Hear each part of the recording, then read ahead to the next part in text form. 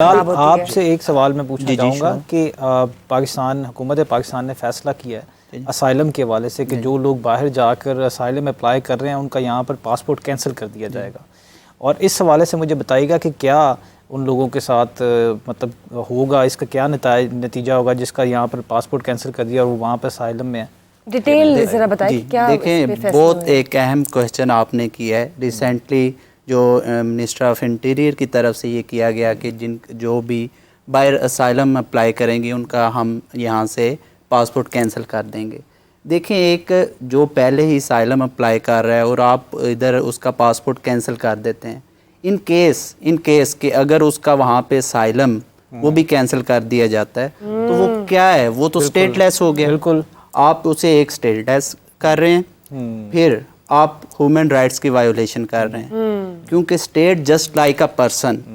जब आप एक पर्सन के राइट्स को वायोलेट कर रहे हैं वो स्टेटलेस हो चुका है, उसके पास इसमें ये चीज़ है ना कि देखें, अगर आप यहाँ पर पाकिस्तान में उसका पासपोर्ट कैंसिल कर दिया जाता है तो मेरा ख्याल है उसके असाइलम के ग्राउंड्स भी मजबूत हो जाते हैं वहाँ पर कि वो ये कह सकता है कि जी मुझे तो अब पीछे से मैं जा ही नहीं सकता। देखें, वो एक अलग चीज़ है कि उसके वो ग्राउंड्स हैं मजबूत हो रहे हैं। इन केस अगर वो खारिज कर दिया जाता है तो उसके साथ क्या होगा, क्योंकि वो पाकिस्तान में भी नहीं आ सकता, वो तो स्टेटलेस हो गया।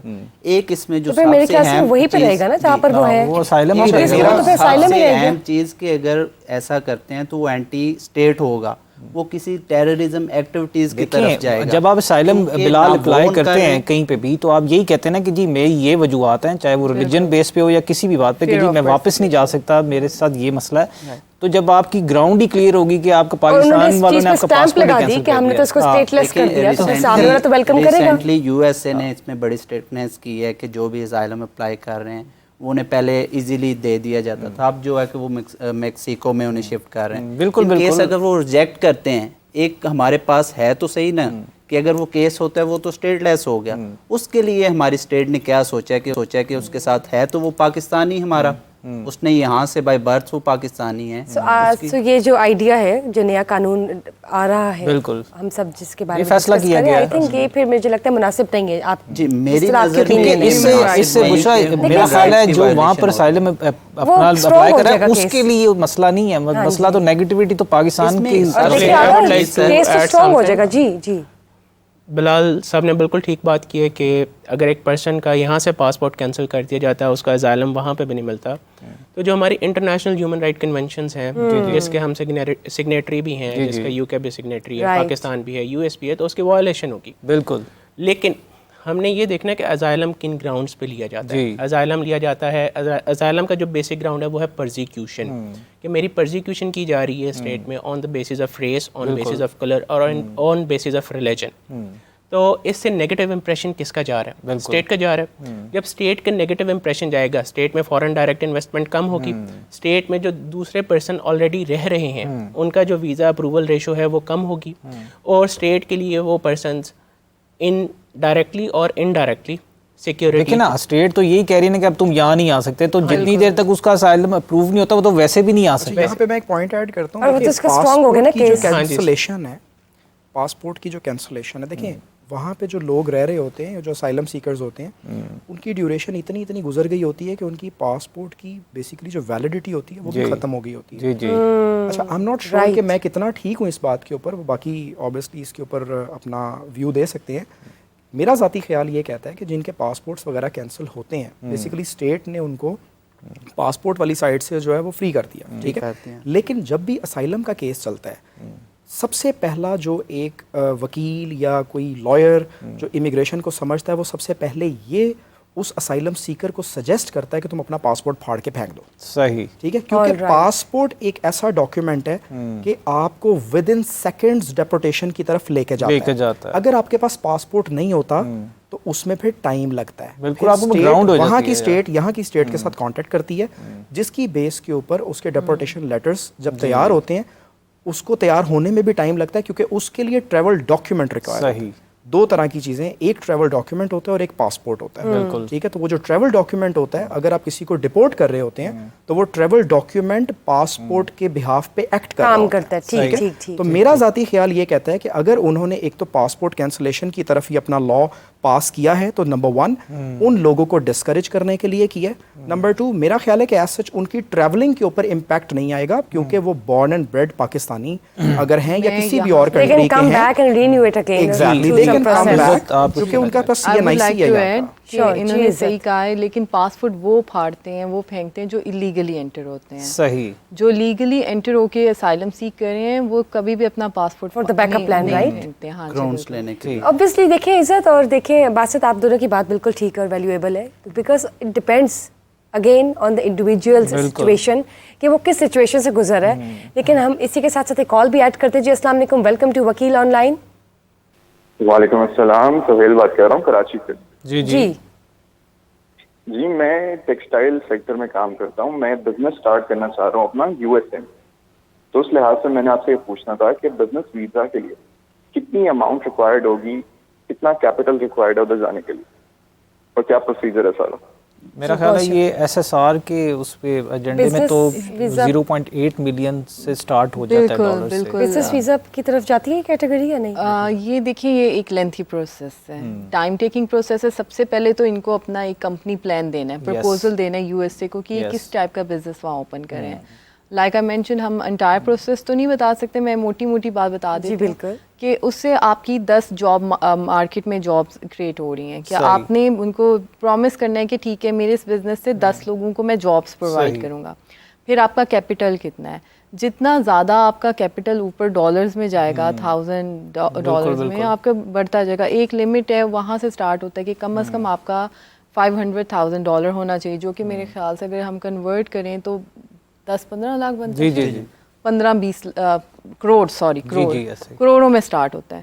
तो अगर आप इस काबिल हैं, बहुत स्टेबिलिटी चाहिए आपके बिजनेस को, अगर आप वाकई अपना if you have such money. अच्छा, ये बताइएगा कि क्या ये तरीका कार दोस्त है, अगर आपके पास वसाइल हैं तो पहले आप विजिट वीज़ा लें, वहाँ जाएं, वहाँ पे देखें आपके पास क्या अपॉर्चुनिटीज़ हैं, क्या आप इन्वेस्टमेंट कर सकते हैं, किस सेक्टर में कर सकते हैं, फिर आप वहाँ जाके अप्लाई करें। तो क्या ये ज़्यादा बेटर? आपका बहुत अच्छा क्वेश्चन है। तभी B1 B2 जो है उसमें बिजनेस भी आता है। आप वहाँ पे जाके आप विजिट कर सकते हैं, आप मीटिंग्स कर सकते हैं। Although you can not again work और डू एनीथिंग, आप मीटिंग कर सकते हैं, सर्वे कर सकते हैं वहाँ पे जाके। फिर एक और अमेरिका में है ट्रीटी ट्रेडर, हम उसमें फॉल करते हैं, पाकिस्तान भी उसकी कैटेगरी में है कि ऑलरेडी अगर आपका इस तरह का बिजनेस है जो यहाँ से फॉर एग्जांपल अमेरिका में इंपोर्ट कर रहे हैं कुछ, यहाँ बैठे हुए, तो आप उसके तहत भी अपनी वहाँ पे भी LLC ले सकते हैं, क्योंकि हम ट्रीटी ट्रेडर के मेंबर्स हैं। तो ये कैटेगरीज हैं, थोड़ी सी वास्ट है, इनमें खाली लॉयर का काम नहीं है, इमिग्रेशन लॉयर का। इज्जत ये बताइएगा कि क्योंकि अगर कंपैरिजन किया जाए टू अदर कंट्रीज़ तो अमेरिकन एम्बेसी को कंसीडर किया जाता है कि वो बहुत स्ट्रिक्ट है इंटरव्यू के लिहाज से। मतलब दूसरी UK हो गया, ऑस्ट्रेलिया हो गया, कनाडा हो गया, वो इंटरव्यू नहीं करते वीज़ा देने से पहले। लेकिन अमेरिका हर कैटेगरी में पहले इंटरव्यू ज़रूर करता है, चाहे वो विजिट वीज़ा ही क्यों ना हो। तो इंटरव्यू कितना स्ट्रिक्ट होता है और ये कितना वैल्यू करता है आपके वीज़ा एप्लीकेशन? बहुत आपने अच्छी बात किया होगा। बिल्कुल चाहूँगी कि आप प्लीज़ नाज़रीन को रिलेट करते हुए बताएं कि इंटरव्यू वीज़ा कैटेगरीज के हिसाब से आपको कितना जेन्युइन और कितना सिंपल रखना चाहिए? बिल्कुल, वाकई आपका क्वेश्चन बहुत अच्छा है। जिस तरह से आपने कहा कि बाकी कंट्रीज जो हैं वो डॉक्यूमेंट बेस्ड हैं, वहाँ पे जो ऑफिसर है दे आर लाइक ट्रेंड, आप कह लें कि बॉडी लैंग्वेज को लर्न करने वाले। सबसे पहले तो बात यही है कि एक सारे आपको बात समझाते हैं कि आप सच बोलें। ठीक है, लेफ्ट एंड राइट थोड़ा बहुत आपने कुछ गलत बोल दिया, इट्स फाइन, वो सबसे पहले आपको जज करते हैं। अब विजिट वीज़ा है, उसमें वो मोस्टली डॉक्यूमेंट्स नहीं मांगते हैं, ना आपकी बैंक स्टेटमेंट मांगते हैं, कुछ भी नहीं मांगते हैं। मैं अपना पर्सनली बताऊँ, मैं लास्ट टाइम गई, मैं खाली सिर्फ वही DS 160 लेके गई हूँ, कोई बैंक स्टेटमेंट नहीं, कुछ नहीं। तो they just ask you questions, वो आपके डॉक्यूमेंट्स नहीं देखते। फिर अगर आगे आपका जिस तरह इन्वेस्टर वीज़ा आ गया, उसमें फिर आपने बैंक स्टेटमेंट्स लेके जानी, अपने टैक्स, अपने प्रॉपर्टीज, अपना प्रपोजल प्लान, वो एक एक निट्टी गिट्टी डिटेल्स देखेंगे और पूछेंगे। इवन दो कि मैंने ये भी देखा है कि कुछ इंटरव्यूज़ में ये भी दिखाते हैं कि ऐसा भी होता है कि अक्सर अगर आप वर्क वीज़ा पर वहाँ पे जा रहे हैं और आप कुछ स्किल्ड हैं और आपको वहाँ से ऑप्शन, मतलब कोई स्पॉन्सर भी है किसी कंपनी की तरफ से फिर भी वो आपसे इंटरव्यूअर जो है वो ये ज़रूर पूछता है और सेटिस्फाई आपने उसको करना होता है कि भाई मैं वहाँ जाकर परमानेंटली नहीं रहने वाला और मैं यहाँ पर इसलिए था और मैं वहाँ इसलिए जाना चाहता हूँ कि मैं बेटर अपने मतलब। देखिए ये जो आप बात करें कैटेगरीज की, अगेन नॉन इमिग्रेंट पे हमने उनको ये कन्विंस करना है कि देखें जो इस काम के लिए हम जा रहे हैं वही काम करना है और हमने वापस आ जाना है। बिल्कुल। फिर अगेन इमिग्रेंट वीज़ा है, उसमें अगर फैमिली है तो वो आपकी फैमिली टाइज पूछेंगे, आपसे क्वेश्चन करेंगे। अगर आपके पेरेंट्स भी करें तो पेरेंट्स के भी पर्सनल क्वेश्चन, स्पेशली जहाँ पे स्पाउस आ जाता है वो फेक मैरिजेस बहुत होती हैं, तब वो बहुत ज़्यादा क्वेश्चन करते हैं, पर्सनल भी कर सकते हैं।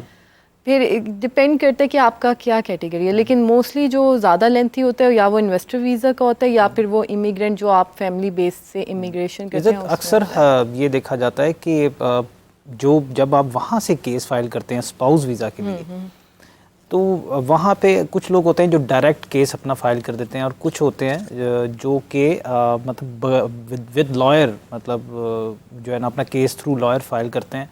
और ये भी ज़्यादा तादाद उन लोगों के केस ज़्यादा जल्दी अप्रूवल होते हैं, स्पेशली कोविड के बाद जब डिले आ गया वीज़ाज़ प्रोसेस में, तो उन लोगों के वीज़ाज़ जल्दी अप्रूव हो गए स्पाउस वीज़ाज़ जिन्होंने लॉयर के थ्रू अपना केस फाइल किया। इसकी क्या वजूहत है? देखिए इसकी वजूहत सबसे पहले ये लोगों को लगता है कि ये बहुत सिंपल प्रोसेस है। सिंपल नहीं है, बहुत ज़्यादा स्टेप हैं। आपका I-130 की पिटिशन होती है, फिर आपका नेशनल वीज़ा सेंटर में जाता है, आपने डॉक्यूमेंटेशन गैदर करनी है। जितनी जल्दी आप अपने डॉक्यूमेंट्स I-864 एक आपका फॉर्म होता है, बहुत लेंथी होता है, जिसमें आपको वो फाइनेंशियल सपोर्ट शो करनी होती है। तो ये सारी चीज़ें जो हैं जब तक आपको समझ नहीं आएंगी, आप इधर उधर से नेट से पिक तो कर लेंगे। तो लॉयर का ये नहीं है कि प्रोसेस ज़्यादा जल्दी हो जाता है या USCIS लॉयर को देके ज़्यादा, इस तरह की बात नहीं है, लेकिन ये है कि आपका लॉयर आपका प्रोसेस जल्दी करवा। ये भी तो होता है ना कि वहाँ पर, क्योंकि आप सब भी इस बात शायद एग्री करेंगे कि दुनिया के तमाम तरक्की याफ्ता ममालिक के अंदर जो एम्बेसीज होती हैं वो इमिग्रेशन लॉयर्स के साथ बाकायदा मंथली मीटिंग्स करती हैं और अपने अपने कंसर्न्स वो सामने रखते हैं और पॉलिसीज इस लिहाज से बनाई जाती हैं। आप इस बात बेसिकली ना डिसीजन के ऊपर एज सच इम्पैक्ट नहीं होता, बट पॉलिसीज के ऊपर होता है। अब जिस तरह इन्होंने मिस ने बात की कि अब देखें एक ले मैन है, मैंने अपना प्रोसेस स्टार्ट किया, ठीक है, अब उसको नहीं पता फॉर इंस्टेंस के क्या डॉक्यूमेंटेशन चाहिए, उसने पढ़ा देखा, लेकिन जो डॉक्यूमेंटेशन जिस तरह की रिक्वायर्ड होती है obviously immigration lawyers they have spend years और वो एक्सपीरियंस्ड होते हैं। जो मींस कि एक ले मैन है वो जब अप्लाई करता है और उसको मींस के महीने के बाद रिप्लाई आता है, अच्छा जी अब ये चीज़ चाहिए, अब ये चीज़ चाहिए, फिर महीना गुजर जाता है, फिर 2 महीने गुजर जाते हैं, तो lawyers are pretty obviously they are well trained about it, ठीक है। तो वो बेसिकली जो 6 महीने वाला काम है उनको एग्जैक्टली पता होता है कि अच्छा अगर ये वाला एप्लीकेशन ऐसे डालेंगे तो उसका ये आउटकम आएगा, वो ये पूछ सकता है, वो ये पूछ सकता है, क्योंकि वो एक्सपीरियंस है। मुझे देखें एक ड्यूअल नेशनैलिटी होती है। फॉर एग्जांपल आप उस स्टेज पे पहुंच गए कि आपके पास US का पासपोर्ट है या UK का पासपोर्ट है या you have a European passport, लेकिन उसके साथ साथ you want to keep a Pakistani passport as well. We talk about Pakistanis. Umar आप मुझे बताइएगा, एंड बिलाल आप भी बताइएगा कि ड्यूअल नेशनैलिटी रखने से कोई फ़ायदा है या क्या फ़ायदे होते हैं, या कुछ ऐसा होता है कि आपके खुदा न खास्ता आपके पास अगर पासपोर्ट है तो जो बाहर का कंट्री है वो कोई कैंसिलेशन हो सके, कोई ऐसा फिर रह जाता है पासपोर्ट के बाद भी, कोई ऐसे मसले हो सकते हैं? देखें ये पाकिस्तान में जैसे कि ड्यूल नेशनैलिटी पे आप देखते हैं पार्लियामेंट में हमारे काफ़ी ये केसेस सामने आते हैं कि इसके पास ये ड्यूल नेशनैलिटी होने की वजह से ये पार्लियामेंट का मेंबर या ये कैबिनेट का मेंबर नहीं बन सकता। तो उसके लिए ये एक अहम इशू आ सकता है, क्योंकि जब भी कोई कैबिनेट मीटिंग में बैठता है तो वो सिक्योरिटी इश्यूज़ या जो मुल्की मामलात हैं वो देख रहा होता है, तो वो वहाँ का भी नेशनल है, पाकिस्तान का भी नेशनल है, तो ये एक बड़ा सिक्योरिटी रिस्क भी है। जी। अगर तो आप सिंपल रहना चाहें फिर तो नो इशू, लेकिन अगर आपने कुछ अथॉरिटी रहनी है, कुछ ओहदों पे आना है, तो फिर इस केस में ये चीज़ जो यानी कि आपको सिर्फ पाकिस्तानी पासपोर्ट की हैसियत से ही if you want to turn into a politician और ऐसे कुछ सर्टेन गवर्नमेंट सर्वेंट्स अगर आपने बनना है तो आप पाकिस्तानी पासपोर्ट के अलावा कोई पासपोर्ट नहीं रख सकते। एक और सजेशन है, सिर्फ 1 मिनट चाहूँगा लास्ट जी पूछा कि जो एम्बेसीज हैं बाहर वो इमिग्रेशन लॉयर्स के साथ मंथली बेस पे या वीकली बेस पे गुफ्तगू करती हैं। हमारे बहुत से पाकिस्तानी जो यूरोप में, Italy, France, Australia, even UK, अरब अमारात में जो लेबर बहुत ज़्यादा तादाद में बाहर रह रहे हैं, तो इनके लिए वहाँ पे इमिग्रेशन के बहुत ज़्यादा इशू हैं। और हमारी अगर आप इकानमी देखें तो वो उन्हीं के थ्रू चल रही है, बाहर से रेमिटेंस आती है और हमारी पाकिस्तान की सारी इकानमी चल रही है।